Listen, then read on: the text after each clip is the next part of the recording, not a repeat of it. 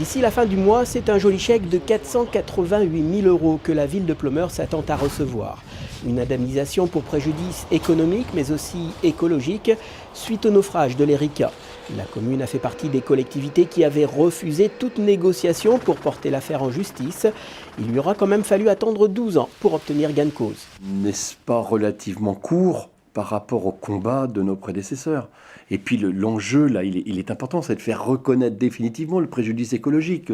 Aux États-Unis, il est reconnu, pas encore en France. Donc c'est un combat qui vaut la peine, qui est long. Effectivement, on peut comprendre que des collectivités aient dû lâcher entre-temps parce que c'était trop coûteux pour elles. Nous, on a eu la chance de résoudre d'abord le remboursement des travaux que nous avions réalisés. La commune, dans le cadre du plan Polmar, a déjà en effet été remboursée des frais occasionnés par la marée noire et n'a donc pas attendu cette nouvelle indemnisation pour réhabiliter son bord de mer.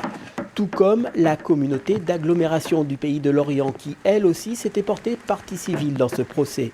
Son indemnisation à elle s'élève à près d'1 million d'euros et les élus savent déjà à quoi elle sera affectée. Par exemple, la protection du littoral de Gavre, qui avait connu de gros dégâts récemment et qui fait maintenant l'objet de travaux de confortation, de rechargement de plage, etc. C'est un budget de plus de 2 millions d'euros aujourd'hui.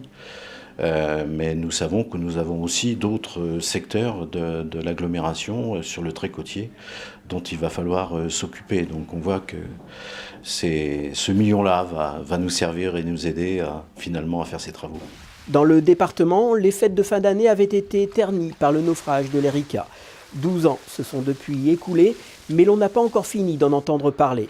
La Cour de cassation devrait en effet, au cours du premier semestre 2012, se prononcer sur la responsabilité, cette fois pénale, de l'affréteur Total, de l'armateur et de RINA, la société de classification qui avait inspecté le navire. Un procès qui ne remettra pas en cause les indemnisations qui devront être versées d'ici le 31 décembre.